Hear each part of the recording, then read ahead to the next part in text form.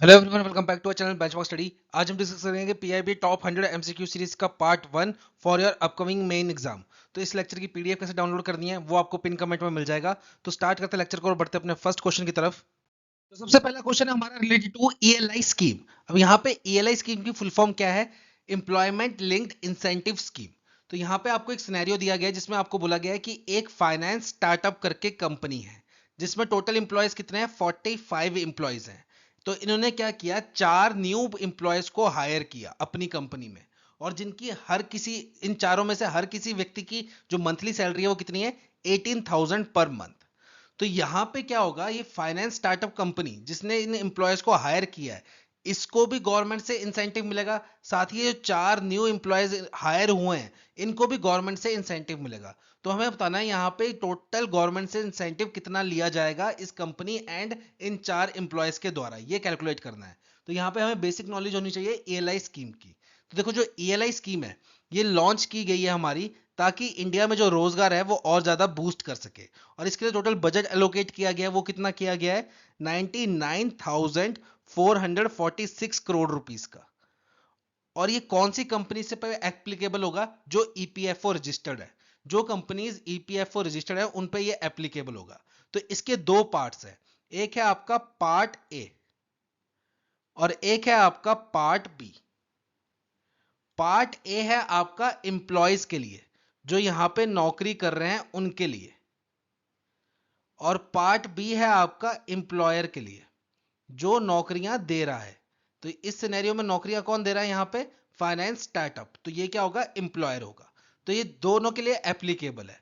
अब कैसे काम करता है वो समझते हैं हम। तो देखो, यहाँ पे सरकार ने क्या बोला है, जो व्यक्ति ऐसी कंपनी में रजिस्टर कर रहे हैं अपने आप को, ऐसी कंपनी में नौकरी कर रहे हैं जो कि ईपीएफओ रजिस्टर्ड है, जो कंपनीज ईपीएफओ रजिस्टर्ड है और उस कंपनी में आप जॉब कर रहे हो और आप पहली बार ईपीएफओ पे रजिस्टर्ड हो रहे हो, तो आपको क्या है? इंसेंटिव देगी गवर्नमेंट ऑफ इंडिया।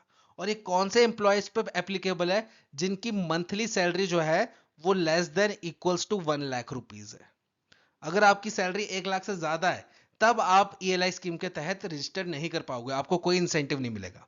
तो यहाँ पे गवर्नमेंट क्या बोल रही है, अगर देखो यहाँ पे अगर आप रजिस्टर कर रहे हो अपने आप को ऐसी कंपनी में, आप ऐसी कंपनी में नौकरी कर रहे हो जो ईपीएफओ रजिस्टर्ड है, और आपका भी फर्स्ट टाइम रजिस्टर्ड हो रहे हो आप ईपीएफओ में, आपका पहली बार अकाउंट बन रहा है ईपीएफओ में, तो आपको क्या देंगे? हम देंगे आपको इंसेंटिव। और इंसेंटिव कितना देंगे? या तो आपकी 1 मंथ सैलरी और 15,000 rupees, which ever is less, which ever is less. मतलब अगर समझ लो आपकी जो मंथली सैलरी है वो है 12,000 रुपए, और यहां पे दूसरी तरफ क्या रखा है? 15,000। तो दोनों में से कौन सी वैल्यू कम हुई? 12,000। तो आपको इंसेंटिव कितना का मिलेगा? 12,000 का। वहीं अगर आपकी मंथली सैलरी है समझ लो 30,000 रुपए, और दूसरी तरफ क्या रखा है आपका?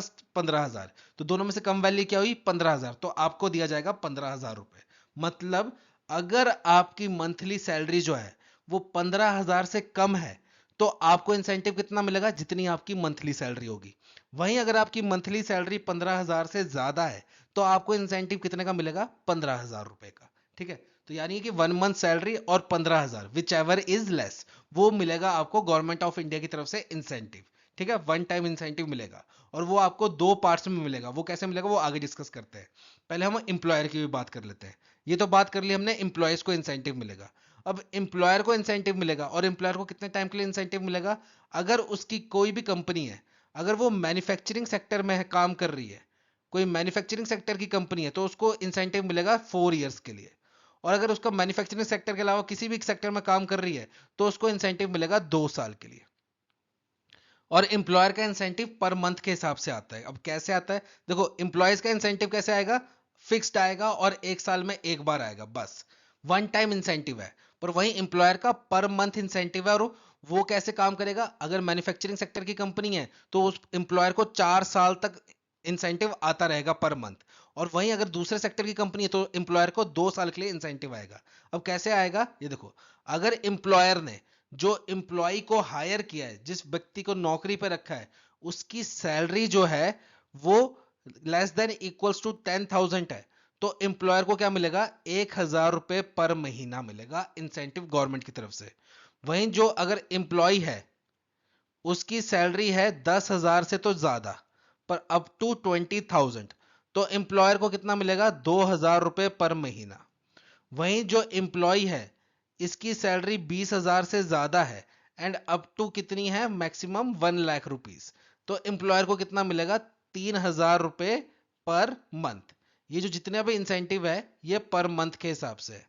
और कितने टाइम के लिए मिलेगा, अगर आपकी मैन्युफैक्चरिंग की कंपनी है तो 4 साल के लिए, और अगर बाकी कोई कंपनी है तो कितने साल के लिए 2 साल के लिए। ठीक है, अब यहां पे बात करते हैं फिर से एम्प्लॉयज की। अब यहां पे मैं एग्जांपल लेता हूं दो, एक है राहुल, एक है आपका सोहन।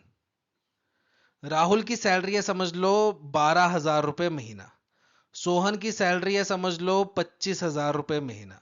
तो राहुल को कितना इंसेंटिव मिलेगा, देखो राहुल की सैलरी 15,000 से कम है तो इसको पूरे महीने की सैलरी इंसेंटिव के रूप में मिलेगी, तो राहुल को इंसेंटिव मिलेगा 12,000 का।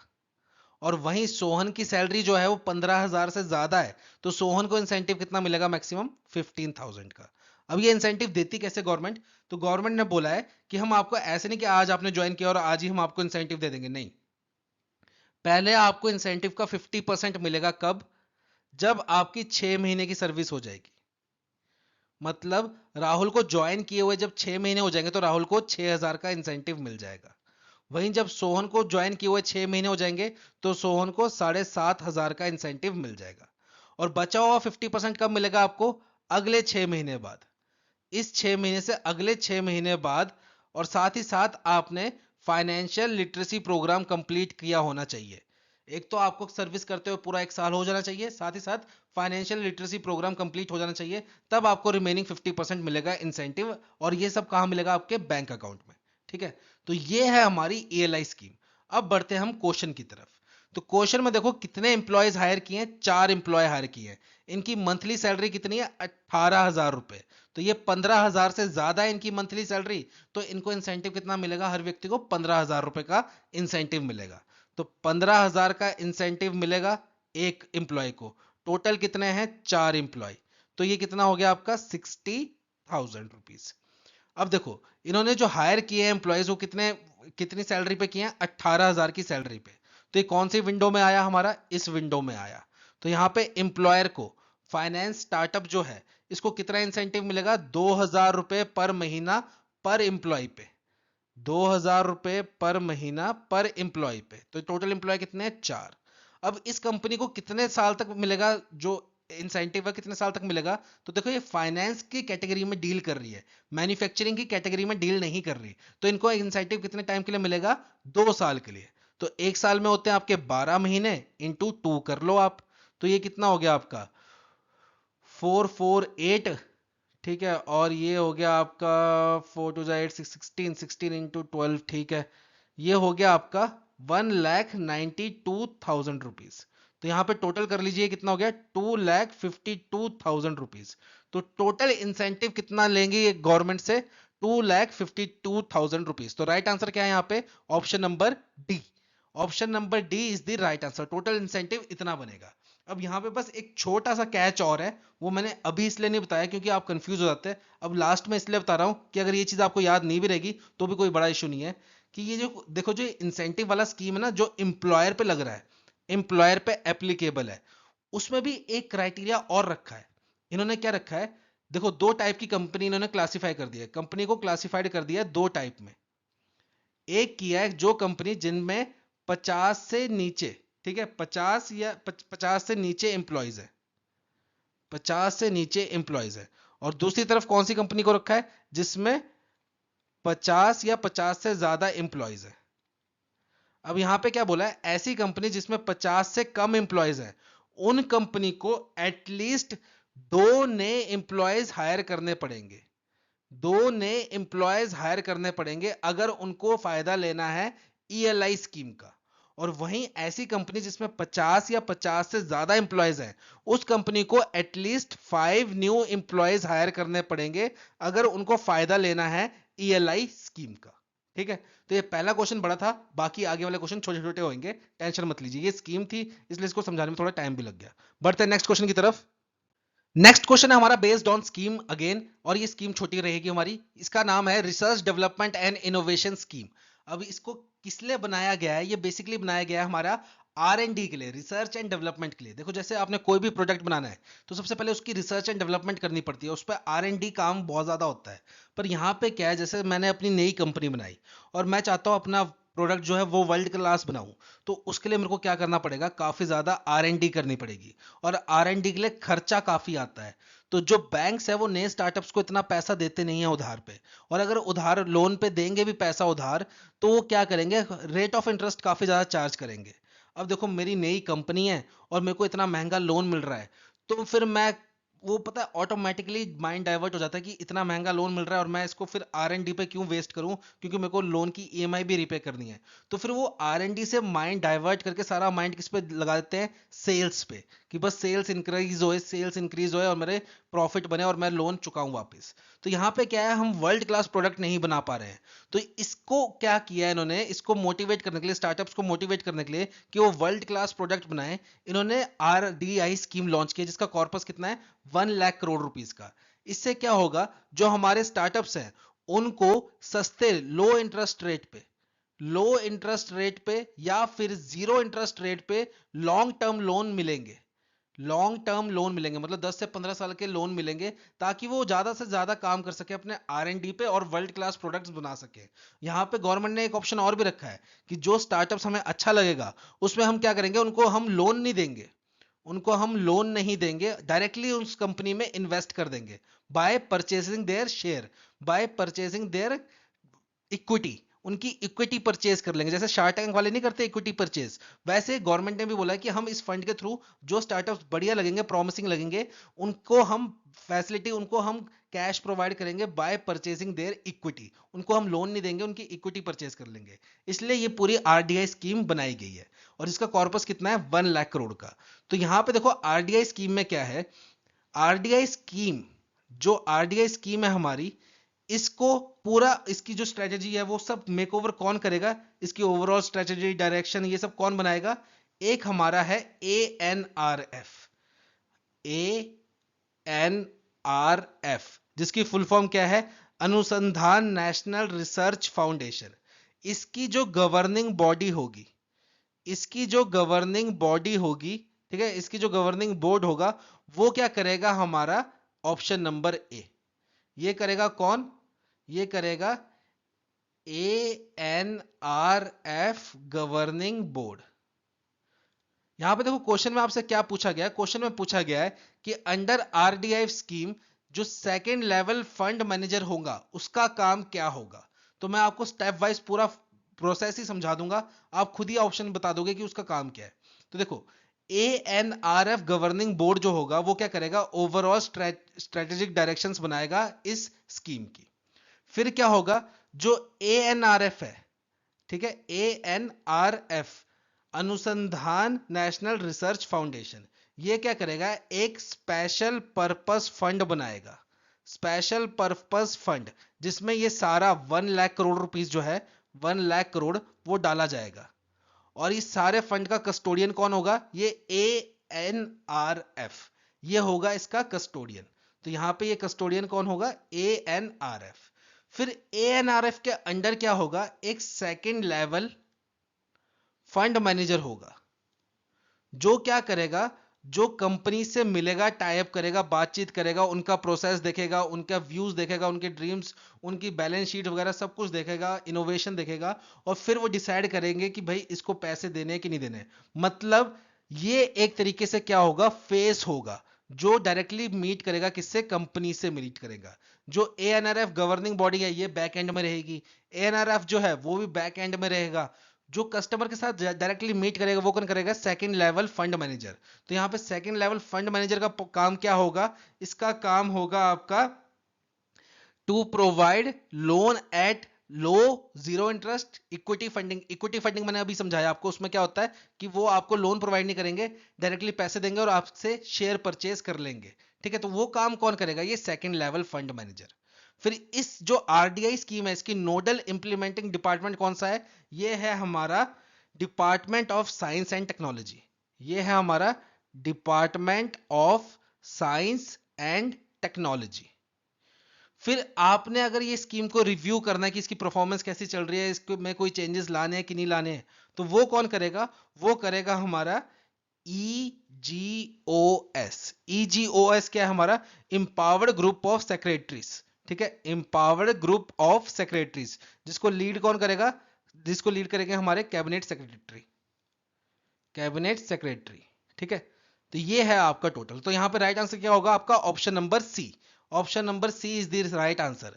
जो हमारा सेकंड लेवल फंड मैनेजर है उसका काम क्या होगा? To provide loan at low and zero interest and equity funding to startup private sector R&D projects. ठीक है, बढ़ते नेक्स्ट क्वेश्चन की तरफ। नेक्स्ट क्वेश्चन है हमारा कि यूनियन कैबिनेट ने रिसेंटली अप्रूव किया है नेशनल स्पोर्ट्स पॉलिसी 2025 को। अब हमें बताना है नीचे दिए गए ऑप्शन में से कौन सा ऑप्शन गलत है with respect to national sports policy. तो देखो, इंडिया में पहले कौन सी नेशनल स्पोर्ट्स पॉलिसी चलती थी? NSP 2001। अब इसको क्या कर दिया? खारिज कर दिया, इसको कैंसिल कर दिया है। अब इसकी जगह ले आए हैं government of India national sports policy 2025। और गवर्नमेंट ऑफ इंडिया ने क्या बोला है कि जो हमारी नेशनल एजुकेशन पॉलिसी 2020 थी, उसके साथ इस NSP को भी हम अटैच करके स्कूल में भी स्टार्ट कर देंगे। अब कौन सी? नेशनल स्पोर्ट्स पॉलिसी 2025 को नेशनल एजुकेशन पॉलिसी 2020 के साथ अटैच करके स्कूलों में स्टार्ट कर देंगे, जिससे हमारा इंडिया जो है वो स्पोर्ट्स में और ज्यादा एक्सेल कर सके। और इनका मेन टारगेट क्या है? 2036 का ओलंपिक्स में बेस्ट परफॉर्म करना। ठीक है, टॉप मोस्ट पे आना इन 2036 ओलंपिक्स में। ठीक है, तो यहां पे कौन सा ऑप्शन गलत है? यहां पे ऑप्शन नंबर सी गलत है। ऑप्शन नंबर सी बोल रहा है कि जो नेशनल स्पोर्ट्स पॉलिसी है वो सिर्फ फोकस करेगी हमारे लोकल गेम्स पे, जैसे कि कबड्डी कबड्डी या खो खो। पर ऐसा नहीं है। जो नेशनल स्पोर्ट्स पॉलिसी है ये हमारे नेशनल गेम्स पे भी फोकस करेगी एंड इंटरनेशनल गेम्स पे, मतलब सभी गेम्स पे फोकस करेगी। एथलीट्स आ गए, ठीक है, उसमें जिम्नास्ट आ गया, आर्चरी, ये सब, मतलब जितने भी स्पोर्ट्स होते हैं ओलंपिक्स वगैरह में, सभी को फोकस करके ये नेशनल स्पोर्ट्स पॉलिसी 2025 बनाई गई है। ठीक है, तो यहाँ पे राइट आंसर क्या है? Option number C. बढ़ते हैं नेक्स्ट क्वेश्चन की तरफ। नेक्स्ट क्वेश्चन है हमारा बेस्ड ऑन कॉन्फ्रेंस। तो अभी रिसेंटली क्या हुई है? इंडिया की फर्स्ट नेशनल लेवल कॉन्फ्रेंस हुई है। किसकी? Chairperson of urban local bodies, states के भी एंड यूटीज के भी। और ये कहां कंडक्ट हुई है कॉन्फ्रेंस? ये हुई है international centre for automotive technology, जो कि कहां है? मानेसर, गुरुग्राम में। तो यहाँ पे क्वेश्चन आपसे ये पूछा गया है, ये जो कॉन्फ्रेंस हेल्ड हुई थी, इंडिया की first national level conference held हुई थी, इसको इनॉग्रेट किसने किया था? तो यहाँ पे राइट आंसर है हमारा option number C, Lok Sabha speaker Om Birla ji. उन्होंने क्या किया था? इसको कॉन्फ्रेंस को इनॉग्रेट किया था। अब यहाँ पे एक चीज और इंपॉर्टेंट है, वो क्या है? इस कॉन्फ्रेंस की थीम, इस कॉन्फ्रेंस की थीम क्या थी? Role of urban local bodies, urban local bodies in strengthening constitutional democracy and national building. Constitutional democracy and national building. ठीक है, तो ये थी इसकी थीम। थोड़ी सी लंबी है, ठीक है, पर एक बार नजर मार लेना। इतनी लंबी थीम आने का मतलब नहीं है, पर क्या पता किस्मत खराब हो तो आ भी सकता है। तो बढ़ते हैं नेक्स्ट क्वेश्चन की तरफ। नेक्स्ट क्वेश्चन है हमारा रिलेटेड टू आरबीआई। तो यहां पे क्या बोला गया है आपको कि जो आरबीआई है हमारा, इसने क्या किया है? बैंक्स को डायरेक्शन दिया है कि जो डिपार्टमेंट ऑफ टेलीकम्युनिकेशन का फाइनेंशियल फ्रॉड रिस्क इंडिकेटर है, उसको आप इंटीग्रेट कीजिए अपनी बैंकिंग सर्विसेज के साथ। तो यहां पे आपसे क्वेश्चन पूछा गया है कि जो FRI है, फाइनेंशियल फ्रॉड रिस्क इंडिकेटर, ये जो मोबाइल नंबर है इसको 3 कैटेगरीज में डिवाइड करता है। तो वो 3 कैटेगरी कौन कौन सी है बेस्ड ऑन देयर रिस्क? तो यहाँ पे आपको बताना है कि जैसे हम केवाईसी है, केवाईसी को हम रिस्क कैटेगरी में डिवाइड करते हैं कि low risk customer, medium risk customer, high risk customer. वैसे एफआरआई ने क्या किया है? फाइनेंशियल फ्रॉड रिस्क इंडिकेटर ने मोबाइल नंबर्स को भी रिस्क के बेस पे कैटेगराइज किया है। मोबाइल नंबर को भी रिस्क के बेस पे कैटेगराइज किया है, और ये कैटेगराइजेशन 3 क्लासेस में की है। तो आपको बताना है वो 3 क्लासेस कौन कौन सी है। तो देखो, ज्यादातर क्या आंसर हो सकता है बंदों का? लो, मीडियम, हाई। पर यहाँ पे क्या किया है उसने? एफआरआई ने किया है मीडियम, हाई, वेरी हाई। तो यहाँ पे राइट आंसर क्या होगा आपका? Option number B. इन्होंने क्या किया? देखो, एफआरआई जो है ये बनाया किसने है हमारा?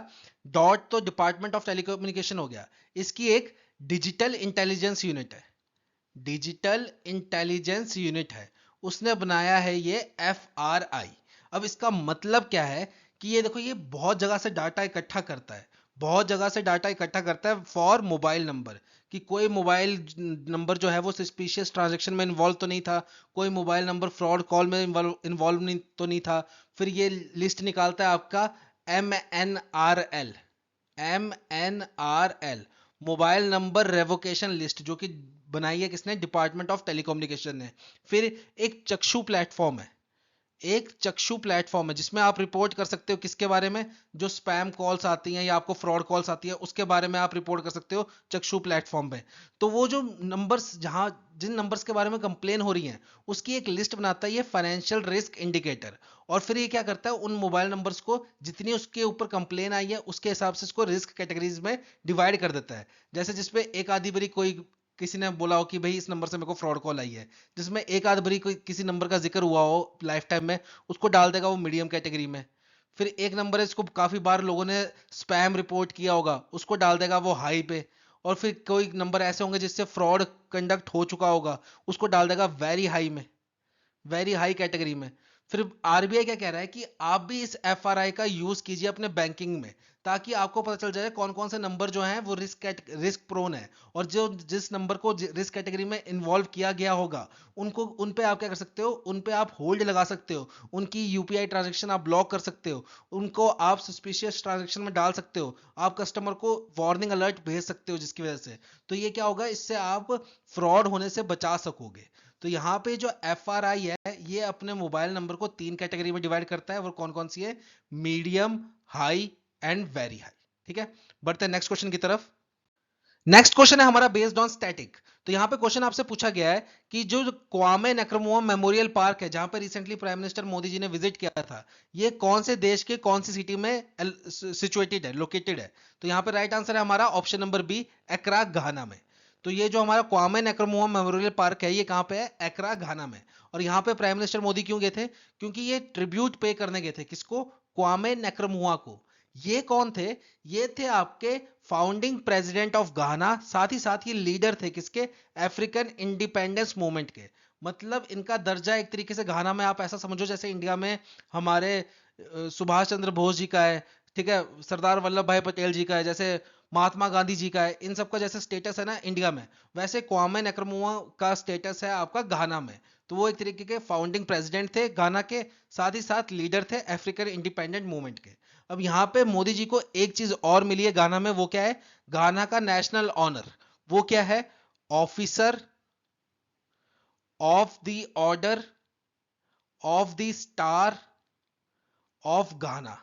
ये अवार्ड भी मिला है किसको, मोदी जी को, कहां पे, गाना में। ठीक है, तो यहां पे अभी आपका ये क्वारे नक्रumah जो फाउंडिंग प्रेसिडेंट थे गाना के, एक क्वेश्चन और बन सकता है कि प्रेजेंट में जो प्रेसिडेंट है गाना के उनका नाम क्या है। तो उनका नाम क्या है हमारा, जॉन ड्रमानी महमा, जॉन ड्रमानी महमा। ठीक है, ये आपके प्रेजेंट के प्रेसिडेंट हैं घाना के। बढ़ते हैं नेक्स्ट क्वेश्चन की तरफ। नेक्स्ट क्वेश्चन है हमारा बेस्ड ऑन मीटिंग्स। तो यहां पे क्वेश्चन पूछा गया है आपसे कि जो 23rd रीजनल मीटिंग है किसकी, national authorities of state parties in Asia, जिसको ऑर्गेनाइज करवाया किसने, ओपीसीडब्ल्यू ने। ये आपकी कहां पे हुई थी मीटिंग। तो यहां पे राइट आंसर है आपका option number B, New Delhi. तो इस मीटिंग पे क्वेश्चन आने की संभावना काफी कम है, पर आपका क्वेश्चन आ सकता है ओपीसीडब्ल्यू पे, स्टैटिक का क्वेश्चन आ सकता है ओपीसीडब्ल्यू पे। ओपीसीडब्ल्यू क्या है आपका, organisation for prohibition of chemical weapons. मतलब ये ऑर्गेनाइजेशन की फॉर्मेशन क्यों की गई है, ताकि दुनिया का कोई भी देश केमिकल वेपन का यूज ना करे, केमिकल वेपन्स ना बनवाए, ना बनाए। ठीक है, क्योंकि केमिकल वेपन्स जो हैं वो नॉर्मल वेपन से ज्यादा डिस्ट्रक्टिव होते हैं। क्यों, क्योंकि देखो नॉर्मल वेपन में क्या, बम पड़ा आपके ऊपर आप सीधा मर जाओगे, ठीक है, पर केमिकल वेपन से क्या है, आपको बहुत सारी बीमारियां लगेंगी, फिर आपकी जो जेनेटिक्स हैं वो डिफॉर्म होने लगेंगे, फिर आपकी जो जनरेशन है वो डिफॉर्मेशन के साथ पैदा होने लगेगी। तो मतलब काफी ज्यादा हार्मफुल है और इन अनह्यूमन है। ठीक है, बॉम्ब क्या होता है, देखो बॉम्ब पड़ा आदमी मर गया, खत्म बात। इसमें आदमी तड़पेगा बुरी तरह और पता नहीं कब तक तड़पता रहेगा। तो इसलिए केमिकल वेपन्स को अवॉइड करने के लिए, केमिकल वेपन का ना यूज करे, ये ऑर्गेनाइजेशन का फॉर्मेशन हुआ था। और ये फॉर्मेशन कब हुआ था आपका, केमिकल वेपन्स कन्वेंशन 1997 में। तो एक क्वेश्चन ये आ सकता है आपका कि इसके हेडक्वार्टर कहाँ है। तो इसका हेडक्वार्टर है आपका हेज, नीदरलैंड में। हेज नीदरलैंड में इसका हेडक्वार्टर है। और साथ ही साथ इस ऑर्गेनाइजेशन को नोबेल पीस प्राइज भी मिल चुका है, ये चीज याद रखना। इस ऑर्गेनाइजेशन को नोबल पीस प्राइज मिल चुका है 2013 में। ये भी इंपॉर्टेंट है आपका, इसलिए ये ऑर्गेनाइजेशन जो है वो काफी ज्यादा इंपॉर्टेंट बन जाती है आपके स्टैटिक पॉइंट ऑफ व्यू से। ठीक है, बढ़ते हैं नेक्स्ट क्वेश्चन की तरफ। नेक्स्ट क्वेश्चन है हमारा बेस्ड ऑन MIDH। MIDH क्या है? हमारा mission for integrated development of horticulture. तो इस स्कीम के तहत एक 150 करोड़ का क्लीन प्लांट सेंटर बनाने की घोषणा की गई है। तो वो कौन सी सिटी में बनेगा 150 करोड़ का क्लीन प्लांट सेंटर? तो यहां पे राइट आंसर है आपका option number C, Srinagar. Srinagar में बनने वाला है 150 करोड़ का clean plant centre under mission for integrated development of horticulture, MIDH। अब देखो इस स्कीम के तहत ये क्लीन प्लांट सेंटर बनाए जा रहे हैं। क्लीन प्लांट सेंटर का काम क्या है? हाई यील्ड सीड प्रोवाइड करना, हाई क्वालिटी सीड प्रोवाइड करना, फिर वो वायरस फ्री सीडिंग हो, ठीक है, जिससे कोई पेड़ पौधों को बीमारी ना लगे। ठीक है, मेन बात यह है कोई कीड़ा मकोड़ा ना लगे। वो हाई क्वालिटी के सीड्स प्रोवाइड करेगा कौन? Clean plant centre. और ये जो MIDS स्कीम है, इसमें फंडिंग का भी क्राइटेरिया होता है। इसमें फंडिंग का भी क्राइटेरिया होता है। जैसे MIDS स्कीम के तहत अगर आप कोई प्रोजेक्ट लगा रहे हो, तो उसमें क्या बोला गया है? अगर आप कोई भी स्टेट में प्रोजेक्ट लगा रहे हो, तो 60% की जो कॉस्ट है वो कौन कवर करेगा? Government of India, and remaining 40% state government. पर वहीं अगर आप ये जो प्रोजेक्ट लगा रहे हो नॉर्थ ईस्टर्न स्टेट्स में लगा रहे हो, या फिर हिमालयन रीजन में लगा रहे हो, तब आपको क्या करना पड़ेगा? 90% कॉस्ट कौन बेयर करेगा? Government of India, and 10% cost कौन बेयर करेगा? State government. ये चीज भी याद रखना, ठीक है, ये चीज भी इंपॉर्टेंट है। साथ ही साथ जब भी हॉर्टिकल्चर की बात आएगी, तो आप एक नाम हमेशा याद रखना, MH मैरी गौडा। ठीक है, ये कौन है? ये फादर ऑफ इंडियन हॉर्टिकल्चर है। और हॉर्टिकल्चर होता क्या है बेसिकली? वो मतलब ये होती है आपकी फार्मिंग से रिलेटेड इन फील्ड ऑफ, जैसे कि फ्रूट्स हो गए, वेजिटेबल्स हो गए, ये सब किस में आते हैं? आपके हॉर्टिकल्चर में आते हैं। जैसे हम गेहूं, राइस, मेज, मक्का ये सब उगाते हैं। इसके अलावा जो जैसे आप गोभी की खेती कर रहे हो, शलगम की खेती कर रहे हो, ठीक है, फ्रूट्स की खेती कर रहे हो, सेब की खेती होती है, जैसे फिर काजू की खेती होती है, बादाम की खेती होती है। ठीक है, तो ये जब आप खेती करते हो फ्रूट्स की, वेजिटेबल्स की, उनको क्या बोलते हैं? हम हॉर्टिकल्चर बोलते हैं। ठीक है, और हॉर्टिकल्चर के फादर कौन है? MH मारी गौड़ा जी, इंडिया की अगर हॉर्टिकल्चर की बात करें। ठीक है, तो ये था आपका mission integrated development horticulture scheme, जिसके तहत 150 करोड़ का क्लीन प्लांट सेंटर बनाया जाएगा। कहां पे? श्रीनगर में। बढ़ते हैं नेक्स्ट क्वेश्चन की तरफ। नेक्स्ट क्वेश्चन है हमारा based on speech given by union MSME minister Shri Manjhi ji, जिन्होंने मुंबई में स्पीच दी है, और उन्होंने MSME का कुछ डाटा पेश किया उस स्पीच में। तो उसके हिसाब से क्वेश्चन बनाया गया है कि उन्होंने बोला है कि जो MSME है वो जो इंडिया की GDP है उसका कितना % कंट्रीब्यूट करती है। साथ ही साथ हमें बताना है कि जो इंडिया में टोटल मैन्युफैक्चरिंग होती है उसमें से MSME का कंट्रीब्यूशन कितना है मैन्युफैक्चरिंग में। साथ ही साथ इंडिया जितना भी टोटल एक्सपोर्ट करती है उसमें से MSME का कितना कंट्रीब्यूशन है एक्सपोर्ट में। ये चीज हमें बतानी है। तो यहां पे राइट आंसर है आपका ऑप्शन नंबर ई। इंडिया की जितनी भी GDP है उसमें से 30.1% का कंट्रीब्यूशन किसका है? हमारा MSME का। फिर इंडिया जितना भी मैन्युफैक्चर करता है, मैन्युफैक्चरिंग कर रहा है, उसमें से हमारा क्या कहते हैं MSME का कंट्रीब्यूशन कितना है मैन्युफैक्चरिंग में? 35.4 का। फिर इंडिया जितना भी एक्सपोर्ट कर रहा है उसमें से 45.73% जो है वो MSME के थ्रू एक्सपोर्ट किया जा रहा है। MSME का हिस्सा है एक्सपोर्ट में 45.73% का। ठीक है, बढ़ते हैं नेक्स्ट क्वेश्चन की तरफ। नेक्स्ट क्वेश्चन है हमारा बेस्ड ऑन सेल। सेल क्या है? हमारा steel authority of India limited. इन्होंने रिसेंटली क्या किया है? अपना फॉरेन में एक रिप्रेजेंटेटिव ऑफिस खोला है। तो हमें बताना है इन्होंने कौन सी विदेशी सिटी में अपना एक रिप्रेजेंटेटिव ऑफिस खोला है। तो यहां पर राइट आंसर है हमारा ऑप्शन नंबर डी। दुबई में इन्होंने अपना एक रिप्रेजेंटेटिव ऑफिस खोला है। दुबई में क्यों खोला है? क्योंकि दुबई से जो मीना रीजन है, मीना रीजन है उसका एक्सेस काफी इजी है। अब मीना रीजन क्या है? ME से होता है आपका मिडल ईस्ट, मिडल ईस्ट, और NA से हो गया आपका नॉर्थ अफ्रीका। तो ये रीजन का एक्सेस जो है वो काफी इजी है दुबई से। तो इंडिया क्या चाह रहा है कि इंडिया मास स्टील प्रोडक्शन करे और काफी ज्यादा स्टील में एक्सेल करे, स्टील को एक्सपोर्ट भी करे। और इंडिया का टारगेट क्या है?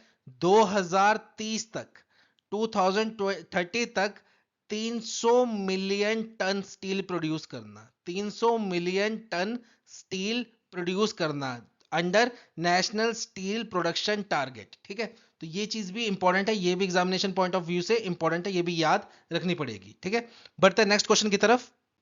नेक्स्ट क्वेश्चन है हमारा, union home minister Amit Shah ji ने क्या किया है, फाउंडेशन स्टोन रखा है इंडिया की first national level cooperative university, जिसका नाम क्या है, त्रिभुवन सहकारी यूनिवर्सिटी। मतलब इस यूनिवर्सिटी में क्या सिखाया जाएगा आपको, इस यूनिवर्सिटी का मेन एम है कि आपको ट्रेनिंग प्रोवाइड की जाए कोऑपरेटिव मैनेजमेंट में, फाइनेंस में, लॉ में, रूरल डेवलपमेंट में, कि कल को आपको कोई कोऑपरेटिव सोसाइटी खोलनी है या कोई कंपनी खोलनी है कोऑपरेटिव, तो आप कैसे कर सकते हो, उसको कैसे टैकल करना है, आपने कोऑपरेटिव मैनेजमेंट कैसे करनी है, वो सब सिखाएगा ये कौन, त्रिभुवन सहकारी यूनिवर्सिटी। और ये इंडिया की first national level cooperative university है, जिसका फाउंडेशन स्टोन किसने रखा है, union home minister Amit Shah ji ने। तो हमें यह बताना है ये यूनिवर्सिटी कहां खुल रही है। तो यहां पे राइट आंसर है आपका ऑप्शन नंबर बी, आनंद गुजरात में। ठीक है, तो ये यूनिवर्सिटी कहां खुल रही है, आनंद गुजरात में। तो ये था आज का आपका पार्ट 1। बहुत जल्द मिलेंगे आपको नई वीडियो के साथ। Till then have a nice day.